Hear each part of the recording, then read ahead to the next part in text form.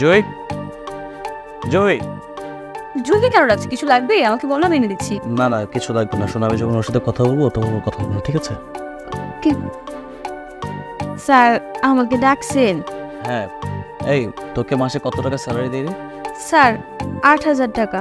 Sir আমি কি কোনো ভুল করছি? আপনি যে হঠাৎ করে টাকার কথা জিজ্ঞাসতেছেন। আরে না, আমি সেসব কথা বলছি নাকি। শোন, এই মাস থেকে তুই আর 8,000 টাকা স্যালারি পাবি না। স্যার 8,000 টাকা দিবেন না কেন? স্যার এমনিতে আমার টাকাটা খুব দরকার। এর মধ্যে যদি আপনি ওই টাকাটা না দেন আমার অনেক বড় ক্ষতি হয়ে যাইব। তোকে কি একবারও বলছি যে আমি স্যালারি দিব না? এই মাস থেকে তুই 20,000 টাকা করে স্যালারি নিবি, ঠিক আছে? 20,000 টাকা মানে?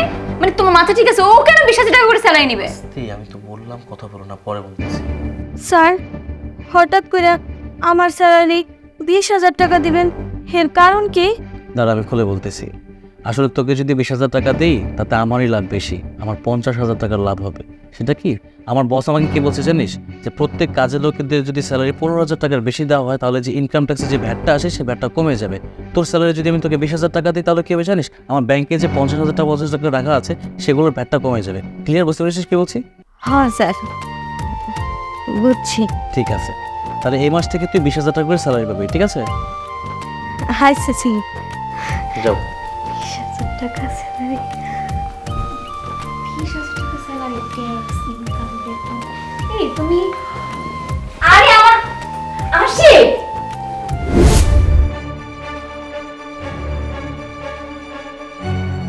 এই তুমি ওখানে কি বললা? আমি তো কিছুই বুঝলাম না। আমি তো বলো তো, মানে ও মানে একটা কাজের মেয়েকে 20,000 টাকা স্যালারি, এটার মানে কি? আমাকে একটু ঠিক গুছায় বলো, কিসের জন্য? আর তাছাড়া আমি দেখলাম ওকে কি ট্যাক্সের হিসাব টিসাব দিচ্ছিলা, মানে এটা তো ও বুঝতে পারে নাই। ও তো আমার মতো শিক্ষিত না, আমি বুঝতে পারছি। কিন্তু তুমি এটা কেন বললো ওকে? ওকে কেন তুমি 20,000 টাকা স্যালারি দিলো? আমাকে এটা খুলে বলো। আসলে কি হয়েছে, ওর খুব টাকার প্রয়োজন, আর তাছাড়া এটা আমি শুনে ফেলেছিলাম। আচ্ছা, তোমার ঘটনাটা বলছি, শোনো। মা, আমি ম্যাডামকে বাড়িতে কামে গেলাম।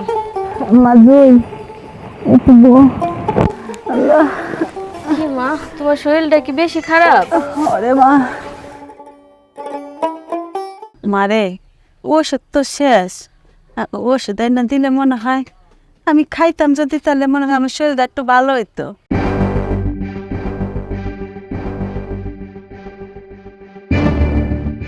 মারে, আমি যেই কয়টা বেতন পাই আমি সব টাকা দিয়েই তো তোমার লেগে ওষুধ কিনে আনি, তারপরও মাস শেষে কম হয়ে যায়।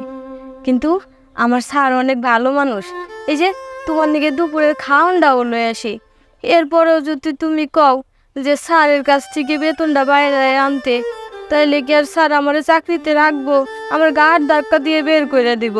শুন মা, তুই বুঝাইয়া কইস যে যেই কয় টাকা বেতন দেন মার ওষুধ কিনে আমাকে সংসার চলে না। তুই একটু বুঝাইয়া কইলে দেখবি তবে স্যার ম্যাডাম তোরে কয়টা টাকা বাড়াইয়া দিব। একটা সত্যি কথা কি মা জানো, আমি চাই না কারো দয়া কারো করুণা নিয়ে আমার মায়ের চিকিৎসা করি। আমার মায়ের চিকিৎসা আমি করো, তুমি কোনো চিন্তা করো না মা। আমাকে উপরে আল্লাহ আছে, আল্লাহ একটা ব্যবস্থা করেই দিব। ঠিক আছে মা, তুই যেমনে ভালো মনে করস তুই এমনি চালা। আচ্ছা মা, অনেক বেলা হয়ে গেছে, আর আমি যদি কামে দেরি করে যাই স্যার আর ম্যাডাম হয়তো কিছু মনে করতে পারে। আমি যাই, তুমি থাকো মা, আল্লাহ আমাকে একটা ব্যবস্থা করবোই। যা মা যা।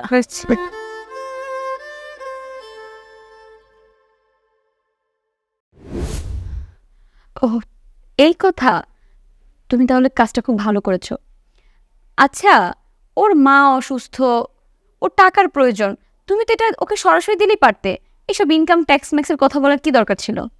না, ওকে সরাসরি টাকাটা দিলেও নিত না। তার কারণ হচ্ছে কি জানো, ওর নীতিটা অন্যরকম। দেখো, এতদিন যাবত আমার বাসায় কাজ করছে, এত কিছু দিতে চাওয়ার পরেও নেয় না। তার কারণ কি জানো, ও চায় না ওর প্রতি আমি সিম্পেথি দেখাই। আর তাছাড়া ওর যে মা অসুস্থ, একটাবার জন্য থেকে আমাদেরকে বলে নেই যে মা অসুস্থ, কিছু টাকা লাগবে, তাই আমি এই হেল্পটা করতে চাচ্ছি। আর সব থেকে বড় ব্যাপার হচ্ছে এটাই যে কাউকে না জানিয়ে যদি কাউকে হেল্প করা হয়, এটা সব থেকে বেস্ট। ঠিক আছে, আমি খুব খুশি আছি। আচ্ছা তুমি তাহলে বসো। ঠিক আছে, তুমি ওদের একটু খেয়াল রেখো। ঠিক আছে, তুমি থাকো তাইলে।